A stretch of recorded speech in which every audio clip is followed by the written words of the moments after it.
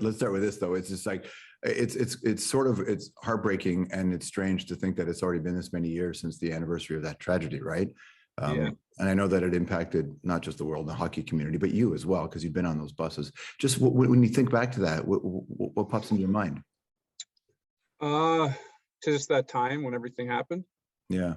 Yeah, I think just stunned. I think that so many of us can relate. Any family that's involved in hockey can relate to so many great memories of being on teams and the experiences and the road trips and being on the bus. And I think for something tragic like that to happen, it's something that becomes so routine, or something we take for granted. Growing up playing hockey, I think it just stunned me. And I think immediately you're sad, and then your next thought is, how can we help? What can I do to help? And I think that's typically how the hockey community reacts when things like that happen. One of the things that's happened since then is so much focus on Coach Hogan's core covenant, right? And how important it is, not just with the kind of skilled player you draft, or you bring into your team, but just every aspect of a franchise, and how important it is to have these kinds of, and not the let's just talk about values and not really implement them, but actually have values and live by them, and how important that is in every aspect of life, and specifically in hockey.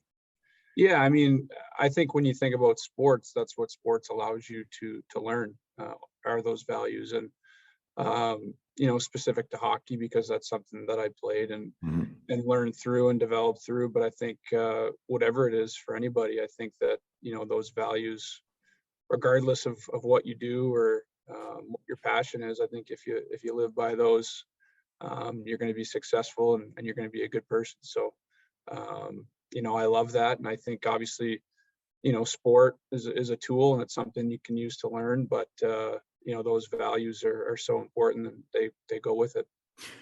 But they're easier to talk about than they are to implement, aren't they?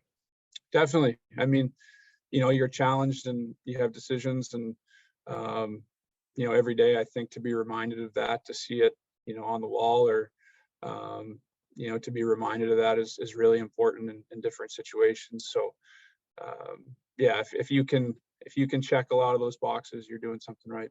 How do you change the culture of a room? And I mean, I know it's impossible for one team to change the culture of a sport, but how do you do that in a room? Because you've seen this in the world, as the world's opening up their eyes, and all kinds of franchises have shown stuff that's happened. It's like, how do you do that and make a team a better place and a safer place to be?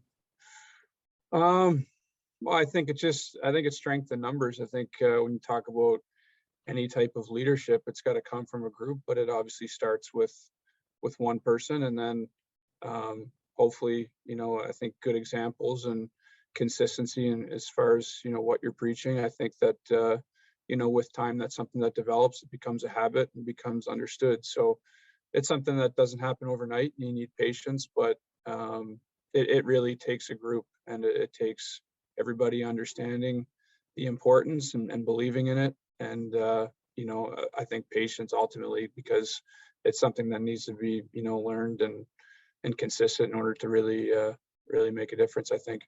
I find the best teams, and you know this better than anybody because you've led them, is the word you hear an awful lot about as it relates to skill on the ice and the play, is accountability. And if you're accountable to each other, and I suppose that has to extend to who you are as a group of people as well, doesn't it?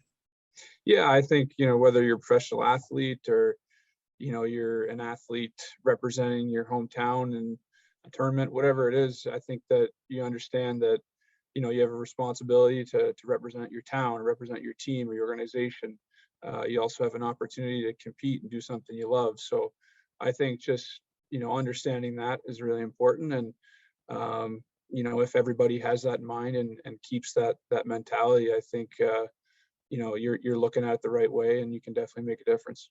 And I think, if we circle back to the Humboldt thing and the core covenant, just how important it is to have mentors around you, not just to be on the ice, but just how to handle the pressures. We're seeing lots of athletes now And I'm grateful for the fact that they feel comfortable enough to talk about how, their mental health struggles are really hard these days. And so they've got to approach it differently than you would have when you were allowed to, when you first started. Man, when you had injuries and you had serious injuries, people were questioning your character because you were hurt, right? Right. Versus where we are now. And I just wondered when you had to shift, or what it was like to shift to becoming a mentor, and who might have maybe mentored you through some of that harder emotional stuff.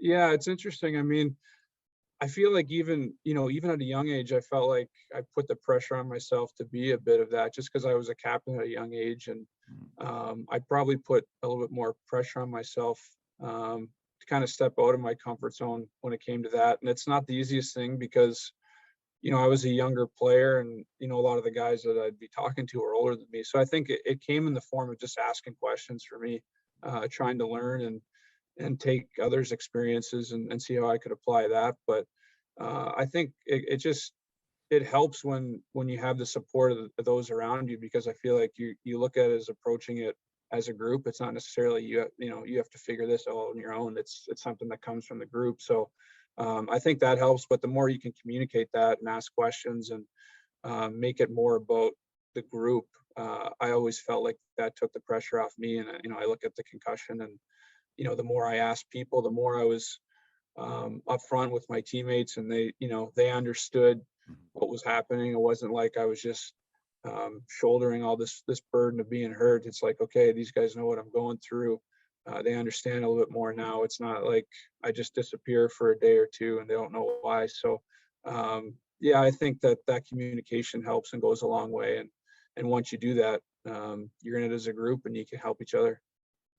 And you go to the ice and you got a lot of people rooting for you. And I know a lot of members of the Humboldt Broncos family as well, because you were certainly there for them. So I suppose when you take to the ice, you're not just playing for yourself and your team, but there are a lot of people who care about your result, I suppose.